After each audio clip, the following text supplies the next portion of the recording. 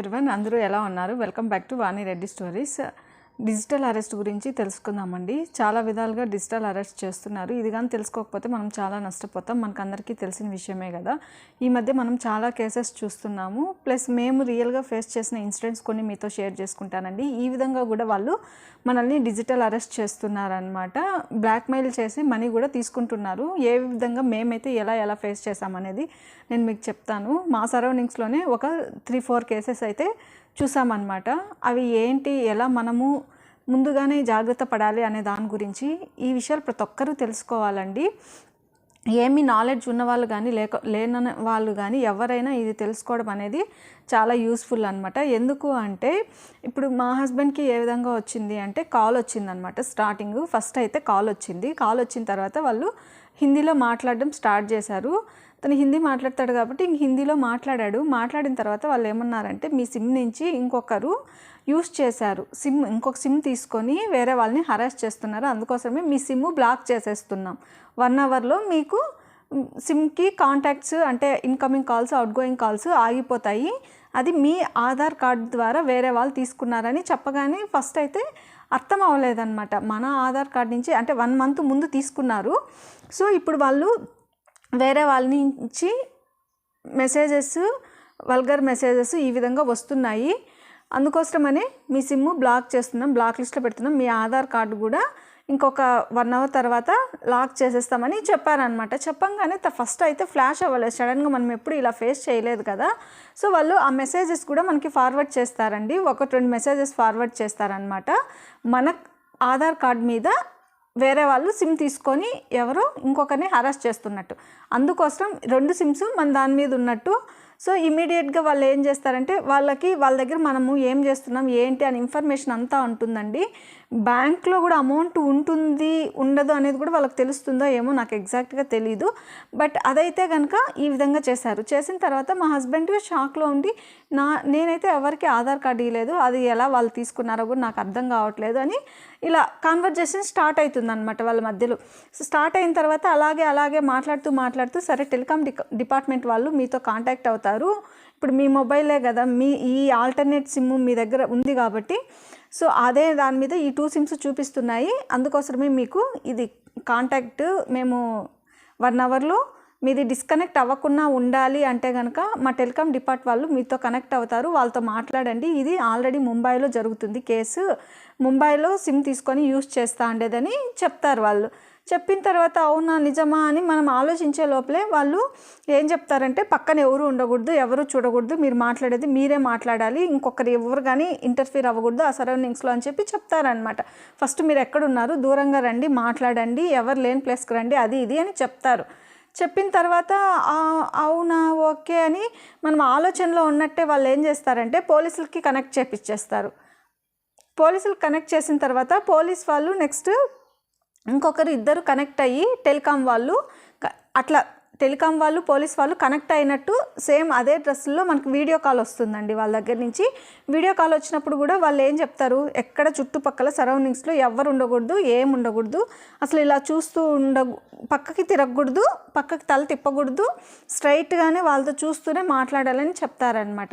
ఇది సెప్టెంబర్లో జరిగింది.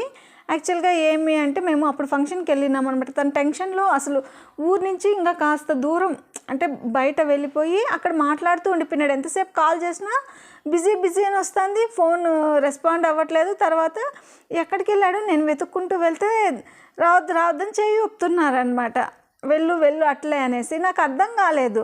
మళ్ళీ అలాగే వాళ్ళు మాట్లాడుతూ మినిమం 1 అవర్ 1.5 అవర్ కాన్వర్జేషన్ నడిచింటుందండి. వాళ్ళు ఏం చెప్తున్నారంటే అవంతా మాట్లాడిన తర్వాత మీకు ఒక లింక్ వస్తుంది, మీరు ఆ లింక్ మీద కానీ క్లిక్ చేశారనుకోండి మీరు యాక్టివేట్ చేసుకోవచ్చు, మళ్ళీ మీది అప్పుడు డిస్కనెక్ట్ అవ్వదు మీ సిమ్ కార్డు అని చెప్తూ ఉంటే తను సరే ఆ ప్రాసెస్లోనే ఏం చేయాలి, అట్లా చేయాలి, ఎలా జరిగింది అది ఇది మాట్లాడుతూనే ఉన్నాడనమాట. ఇంకా నేను ఎంతసేపుకి రావట్లేదు, ఏంటి ఇంతసేపు ఎవరితో మాట్లాడుతున్నాడని మేము బెంగళూరుకి వచ్చేయాలనేసి ఊరు నుంచి ఇంకా టైం అవుతుంది చాలా, ఒకసారి పిలుద్దాం దగ్గరికి వెళ్ళనేసి నేను దగ్గరికి వెళ్ళాను అనమాట. దగ్గరికి వెళ్ళి ఎంతసేపు మాట్లాడతామని నా వాయిస్ వినంగానే అవతల వాళ్ళు ఫోన్ కట్ చేసేసారండి. అది ఒక ఇన్సిడెంట్ అనమాట. ఇలా అంటే మనం వింటూ ఉంటే ఇంకా ఎంతసేపు అయినా వాళ్ళు చేస్తారు. అప్పటికి 1 అవర్ 1.5 అవర్ అయింది నేను వెయిట్ చేసి ఇంకెంతసేపటికి రాలేదని నేను దగ్గరికి వెళ్ళి అడగడం కోసం అనేసి వెళ్ళాను అనమాట. ఏంటి ఏం జరుగుతుంది, ఏం ఇంతసేపు ఫోన్ తర్వాత మాట్లాడుకుందురా అనేసి పిలుద్దామని దగ్గరికి వెళ్ళే లోపల వాళ్ళు మన వాయిస్ వినేసి కట్ చేసేసారనమాట. అది జరిగింది. నెక్స్ట్ మళ్ళీ వాళ్ళు కాల్ చేయలేదు, కానీ ఇంటర్నేషనల్ కాల్స్ అని అది నొక్కండి, సో మీరు 1 నొక్కండి, మీరు ఏదైనా పోయిందా లేదు కేవైసీ చేయించండి, లేదంటే ఎవరికైనా హెల్త్ బాగాలేదు, లేదు మీ పిల్లలు ఇలా చేశారు, ఇలా ఒక్కొక్కరి ద్వారా ఒక్కొక్కటి. మనం ఏదైనా పొరపాటున నమ్మినా, లేదంటే మీకు కొరియర్ సర్వీస్ వచ్చింది అది రిటర్న్ వెళ్ళిపోతుంది, మీరు కానీ 1 నొక్కకపోతే 2 ఇలా డిఫరెంట్గా వస్తాయండి మనకు కాల్స్. మనం జాగ్రత్త పడాలి, మనం చేసామా లేదా అనేది ఒక్కసారి థింక్ చేసుకోవాలి. ఇలాంటి కాల్స్ ఎవరైనా చేసినప్పుడు మాత్రం ఒక్క నిమిషం ఇలా ఆలోచించుకొని తర్వాతే క్లిక్ చేయండి. ఇంకొక ఇన్సిడెంట్ ఏం జరిగిందంటే, ఒక అతను ఫ్యామిలీ ఉన్నతనే 2 పిల్లలు ఉన్నారు, తెలిసిన వాళ్ళు, ఇక్కడ ఎవరు అని చెప్పట్లేదు, అనే ఎగ్జాంపుల్ తీసుకోండి. 2 ఆడపిల్లలు ఉన్నారు, చిన్న పిల్లలు అనమాట. సో ఆ అబ్బాయి నెంబరు ఎలా లీక్ అయిందో తెలియదు, లీక్ అయిందనమాట. లీక్ అయిన తర్వాత ఆ అబ్బాయి దగ్గర ఫొటోస్ ఉంటాయి కదండి, మామూలుగా ఎవరితో అయినా కలిసి బంధువులతో కానీ ఫ్రెండ్స్తో కానీ ఫొటోస్ తీసుకుంటారు కదా, ఆ ఫొటోస్ అన్నీ వాళ్ళ దగ్గర ఉన్నాయండి. అవి నూట్ ఫొటోస్ తీసి ఆ అబ్బాయికి షేర్ చేయడం స్టార్ట్ చేశారనమాట. స్టార్ట్ చేసి బ్లాక్మెయిల్ చేస్తున్నారు ఆ అబ్బాయిని, నువ్వు కానీ మాకు మనీ, వాళ్ళు అడిగినప్పుడంతా మనీ 10 lakhs వరకు ఆ అబ్బాయి ఇచ్చేస్తాడు తెలియకుండానే. ఇచ్చేసి అప్పులు చేసేసి అసలు ఏం జరిగిందో తెలీదు, ఇంట్లో బాగా గొడవ అయిందనమాట అతనికి అతని భార్యకి. సో అలానే గొడవైతూ ఈ అబ్బాయి ఏమో నువ్వు కానీ అడిగినప్పుడంతా మనీ పంపించకపోతే కనుక ఇంట్లో వాళ్ళకి చూపిస్తాము అనేసి బాగా భయపెట్టారు ఆ అబ్బాయిని. ఆ అబ్బాయి అప్పులు చేసి మొత్తము ఇలా ఇస్తూ ఉండడం వల్ల వాళ్ళ వైఫ్కి తెలియడం వల్ల, అసలు విషయం వాళ్ళ వైఫ్ కూడా అబ్బాయి చెప్పకుండా ఈ ఫొటోస్ ఉన్నాయి కదా అది నిజంగా అని నమ్ముతారని, తర్వాత గొడవలు అవుతాయని. కానీ ఆ గొడవ నిజంగానే చాలా పెద్దదయ్యి ఆ అబ్బాయి డ్రింకింగ్ హ్యాబిట్ అలవాటు చేసుకొని 1 year దాకా అది అలా సాగిన తర్వాత ఏం చేశాడంటే, ఆ అమ్మాయి ఇంకా ఓపిక లేక ఇలానే చేస్తున్నాడు, డ్రింక్ చేస్తున్నాడు, బాగా బ్యాడ్ హ్యాబిట్స్కి అలవాటు పడిపోయినాడు అని ఆ అమ్మాయి పెట్టుకుంటే సూసైడ్ చేసుకొని బెదిరిద్దామని అనుకుంటుంది. కానీ ఆ అమ్మాయి చనిపోయిందండి. కరెక్ట్గా ఇప్పటికీ 1 year అయింది. లాస్ట్ జనవరిలో జరిగిన ఇన్సిడెంట్ అనమాట ఇది. సో ఆ అబ్బాయి అయితే ఏ తప్పు చేయలేదు, కానీ 10 lakhs ఇచ్చారు, ఫ్యామిలీని పోగొట్టుకున్నాడు, ఇప్పుడు 2 పిల్లలు అనాథలు అయిపోయినారు. అలా ఏదైనా మీకు కానీ నూట్ ఫొటోస్ వచ్చినా ఏదైనా వచ్చినా ఒకసారి క్రాస్ చెక్ చేసుకోండి, లేదు పోలీసులకి ఇంటిమేట్ చేయండి. మీ దగ్గర తప్పు లేనప్పుడు మీరు ఎవరో భయపెడితే భయపడద్దండి, వెళ్ళి ఒకసారి పోలీస్ స్టేషన్లో కంప్లైంట్ ఇవ్వండి, లేదంటే ఎదుటి వాళ్ళకి చెప్పండి. మీరు తప్పు చేయనప్పుడు భయపడ్డం ఎందుకండి, ఇలా ఎంతోమంది ఎన్నో చేస్తున్నారు. ఇప్పుడు జాగ్రత్త పడాలి ఖచ్చితంగా, మనకి ఇప్పుడు జాగ్రత్త అనేది చాలా అవసరం అనమాట ఇలాంటి సిచ్యుయేషన్లో. ఇలా ఒకటి జరిగింది. ఇంకొకటి ఏమైంది అంటే, తెలిసిన ఆంటీ వెజిటబుల్ బిజినెస్ చేస్తారనమాట టౌన్లో. సో ఆమె ఏం చేస్తుందంటే, లేడీ ఒకటే చేసుకుంటూ ఉంటుంది. సో వాళ్ళు వీడియో కాల్ చేసి ఇలా మేము ఆర్మీ నుంచి ఫోన్ చేస్తున్నాము అని బాగా బెదిరించి ఒక 4,000-5,000 దాకా వెజిటబుల్స్ సంచిలో వేపించుకొని, ఇది మేము ఒక అడ్రస్ చెప్తాము అక్కడికి నువ్వు పార్సల్ చేయాలి అని చెప్పి ఆమెని బెదిరించి స్టార్ట్ చేస్తారనమాట. వాళ్ళు ఆమెకి అర్థం కాదు, ఎందుకంటే వాళ్ళు ఏం చదువుకోలేదు కదా, వాళ్ళకి అంత నాలెడ్జ్ లేదు. సో ఇది రియల్ కాల్ వస్తుంది.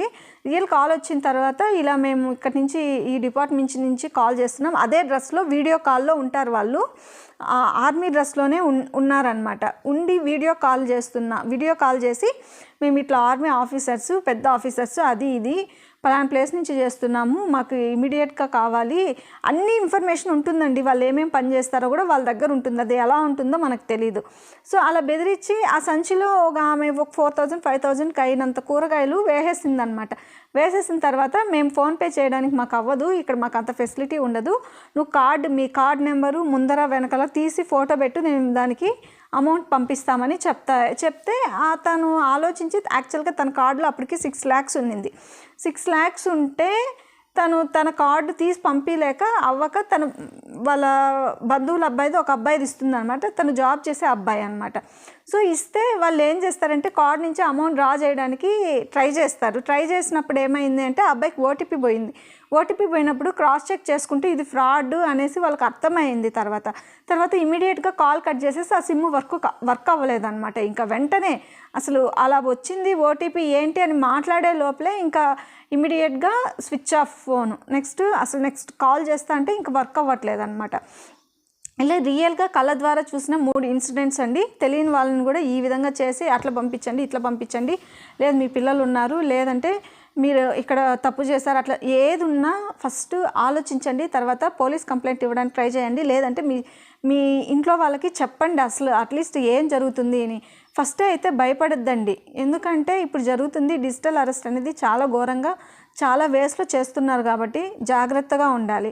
ఇంకొకటి ఏంటి అంటే ఇప్పుడు అంకుష్ అనే అతను ఢిల్లీ అతను మేకప్ ఆర్టిస్టు. తన దగ్గర సెలబ్రిటీస్ బాగా అందరూ చేసుకుంటూ ఉంటారంట. తను వీడియోస్ అయితే నేను ఇక్కడ షేర్ చేయట్లేదు, తను ఇన్స్టాగ్రామ్లో పెట్టింటే నేను అది చూశాను. సో తను ఏమంటున్నాడంటే 42 అవర్స్ తర్వాత 42 అవర్స్ వరకు తను డిజిటల్ అరెస్ట్లో ఉన్నాడండి. తనకి మొత్తం చేతులకంతా అంటే ఒకే రూమ్లో అలా కదలకుండా, ఫోన్ కానీ ఎవ్వరికి ఏది మెసేజెస్ వెళ్ళకుండా, కాల్స్ వెళ్ళకుండా ఉన్నాడు. తనకు కూడా ఫ్లాష్ అవ్వలేదు. తను అలాగే ఉండి స్టేషన్ వరకు వెళ్ళి, తర్వాత బ్యాంక్ వరకు వెళ్ళి, తర్వాత ఆ బ్యాంక్ దగ్గరికి వెళ్ళినప్పుడు బ్యాంక్ రిజెక్ట్ అయ్యింది. బ్యాంక్ రిజెక్ట్ అయిన తర్వాత 24 అవర్స్ మళ్ళీ టైం తీసుకుంటుంది, 1 డే టైము. ఇది ఇమీడియట్గా మళ్ళీ నెక్స్ట్ ట్రాన్సాక్షన్ చేయడానికి అవ్వదని మెసేజ్ వస్తుంది అనమాట. మెసేజ్ వచ్చిన తర్వాత అప్పుడు కూడా తనకి ఫ్లాష్ అవ్వదు. సడన్గా ఎందుకో ఒక మెసేజ్ వచ్చి ఆ మెసేజ్ చూడంగానే ఇది ఫ్రాడ్ అని తనకి అప్పుడు ఐడియా వస్తుంది. అప్పుడు దాకా అవ్వదు. ఈ మధ్యనే ఇది రీసెంట్గా జరిగింది. 42 అవర్స్ డిజిటల్ అరెస్ట్లోనే ఒకే రూమ్లో తను బందీలాగా ఉండిపోయినాడు. తర్వాత అక్కడి నుంచి వెళ్ళి తను బయట రూమ్ తీసుకొని కూడా స్టే చేయమని వాళ్ళు చెప్పడంతో అలా కూడా ట్రై చేశాడు.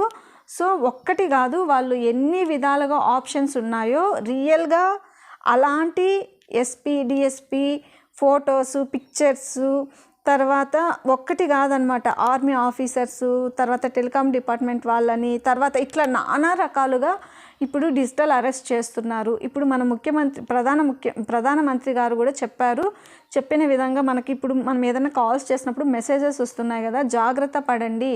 ఎవ్వరు దేని మీద అయినా క్లిక్ చేయమన్నా ఇమీడియట్గా క్లిక్ చేయొద్దండి, ఏ లింక్ మీద చేయొద్దండి. A new year A messages ఎటువంటివి వచ్చినా మీకు అన్నోన్ నెంబర్స్ అని తెలిస్తే బ్లాక్ చేసి పడేసేయండి. అలాంటి ఏది కానీ SMS కానీ వాట్సాప్లో వచ్చినా కూడా అసలు క్లిక్ చేయొద్దండి. ఎందుకంటే రియల్ ఇన్సిడెంట్స్ మనం ఫేస్ చేసిన తర్వాత అనుభవం అనేది మనకే తెలుస్తుంది కాబట్టి చాలా జాగ్రత్తగా ఏదైనా చేసుకునే ముందు మీకు ఏదైనా అలా వస్తే ఫస్ట్ అయితే ఆలోచన చేయండి, మీరు ఇది చేశారా లేదా. ఒకవేళ నిజంగా ₹1,00,00,000 ఇస్తాం మీకంటే కూడా ఆలోచించండి, ఎందుకంటే మీకు ₹1,00,00,000 ఇస్తామనే దీంతో వాళ్ళు లాక్కునేస్తారు. ఇప్పుడు మనకు తెలుసు మీకు పొరపాటున అమౌంట్ పంపించేసాము, అది మాకు తిరిగి పంపించండి అని కూడా చెప్పి ఆ లింక్ ద్వారా వాళ్ళు తీసేసుకుంటున్నారని కూడా తెలుసు. ఇలా చాలా విధాలుగా జరుగుతున్నాయి. ఇంకా మీ ఫ్రెండ్స్కి కానీ, ఫ్యామిలీ మెంబర్స్కి కానీ, రిలేటివ్స్కి కానీ ఎవరికైనా ఇది ఇన్ఫర్మేషన్ తెలియకపోతే, తెలియని వాళ్ళు చాలా మంది ఉంటారు కాబట్టి తెలియచేయండి, వాళ్ళకి చెప్పండి. అట్లీస్ట్ ఏం జరుగుతుంది అని కొంచెం నాలెడ్జ్ వచ్చే విధంగా వాళ్ళకి చెప్పి అట్లీస్ట్ వాళ్ళు ఈ విధంగా చేసుకోకుండా జాగ్రత్త పడే విధంగా ట్రై చేస్తారని, ఈ డిజిటల్ అరెస్ట్ అంటే ఏంటి అని మీకు అర్థమయ్యేలాగా ఇక్కడ నేను ఎక్స్ప్లెయిన్ చేస్తున్నానండి. జాగ్రత్త పడండి.